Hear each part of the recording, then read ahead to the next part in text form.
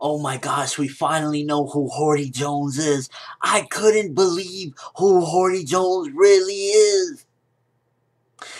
One Piece episode 563. So the big thing of last episode was, oh my gosh, Fukaboshi was like, I know who Hordy Jones really is.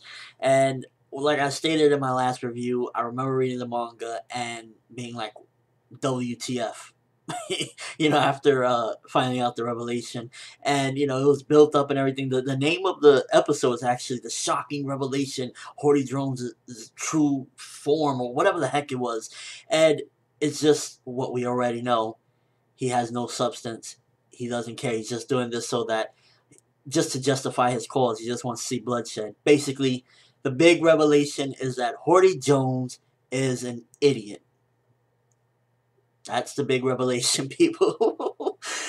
People are going to compare this automatically to what happens if you know about Naruto, the big revelation with Tobi's identity immediately, because it's like, oh, this was a big, shocking thing. The way the title hyped it up, for me personally, the title was just very, very misleading. And in fact, the actual material, because the way the manga ended, that was like a cliffhanger chapter. And I believe it was actually 2 chapters until it was revealed, Hordy Jones, who he really is.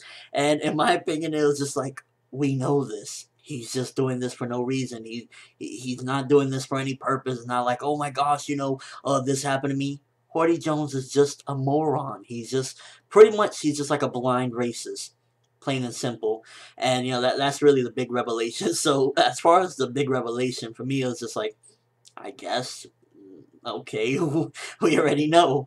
A couple of other stuff that happened in the episode, though, because that wasn't really the big, major factor for me personally. I kind of liked the smaller stuff, like seeing Robin free the humans off of Jinbei's orders. For me, that was kind of cool because it shows that Jinbei is really the spark that's gonna like change the world as far as the One Piece world goes, with the racism between fishmen and human and whatnot, because he's a fishman, but he even feels bad for humans that are slaves. It's not only, like on some Arlong stuff. So I really appreciate that about Jinbei. He is really truly what's going to change the world slightly. At the very least, he's going to be one of the things, because he doesn't have that racism strong in him. Yeah, he doesn't have a big fondness for humans neither, because of what they did, because of Fisher Tiger and everything that happened back then.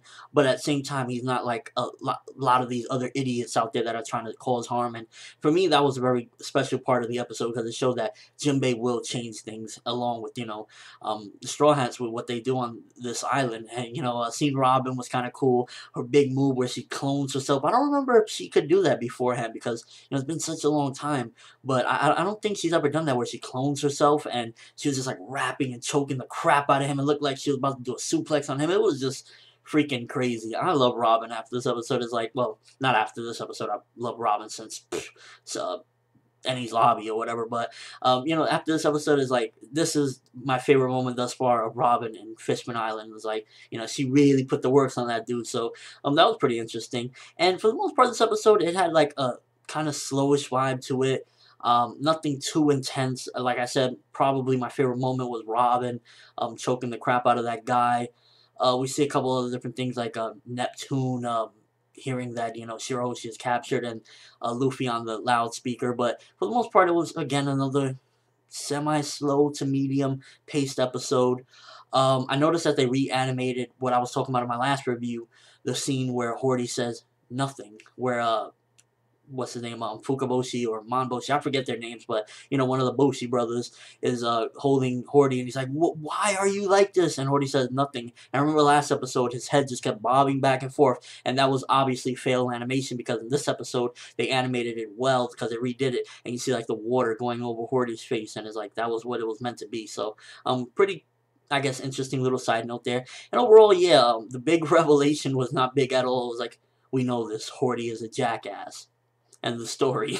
Let me know what you thought of it. What do you think about the big revelation? Did you like it more than the Toby stuff? Doubtful. Well, then again, a lot of people are angry, so who the heck knows?